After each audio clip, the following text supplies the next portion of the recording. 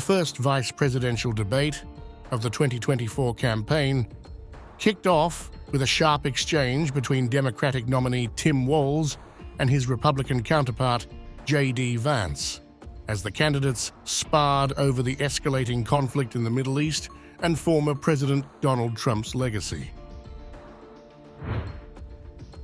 The debate, held Tuesday night in New York, opened with a question to Walz regarding the recent Iranian strikes in Israel and whether he would support unilateral action if seated in the White House Situation Room.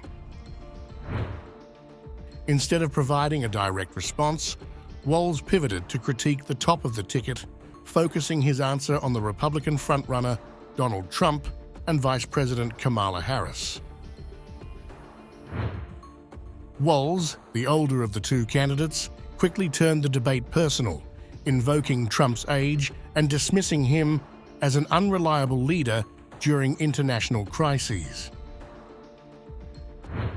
An 80-year-old Donald Trump talking about crowd sizes is not who you want as president during a crisis like this, Walz remarked, drawing attention to the former president's frequent boasting and what he characterized as Trump's erratic approach to diplomacy. He further criticized Trump's foreign policy, specifically calling out his relationships with Vladimir Putin and North Korea's Kim Jong-un. When you start to see that kind of fickleness around holding coalitions together, we will stay together, Walz said, portraying the former president as unreliable on the world stage.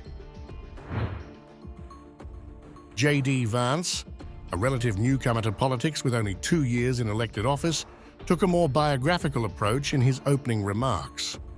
The Republican candidate, who rose to fame with his 2016 memoir Hillbilly Elegy, drew on his personal story of a blue-collar upbringing and his mother's struggles with addiction. Vance used this background to paint himself as an outsider to Washington politics and someone who understands the struggles of working Americans. When asked the same question about whether he would back a preemptive strike by Israel on Iran, Vance shifted focus to Trump's leadership, praising the former president's approach to foreign policy. Donald Trump consistently made the world more secure, Vance asserted, framing Trump's policy of deterrence as having provided stability during his presidency. Vance also touched on a frequent Republican criticism of the Biden administration, accusing it of facilitating Iranian aggression by unfreezing $6 billion in funds as part of a deal to free American hostages. While the Biden administration insists that none of the money has reached Iran's government coffers, Vance's comments underscored the Republican narrative linking the deal to recent attacks.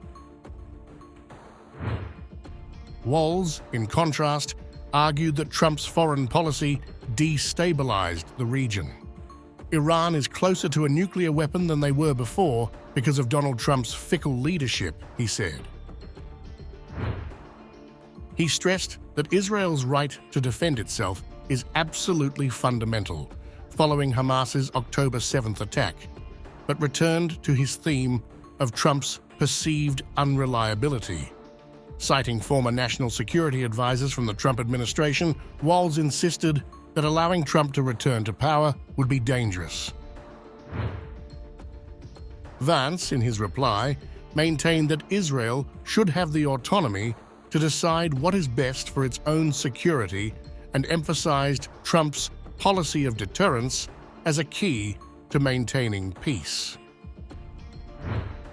The opening exchanges set the tone for a debate in which Walz took on the role of his party's attack dog, relentlessly going after Trump, while Vance sought to align himself with the former president's record on foreign policy.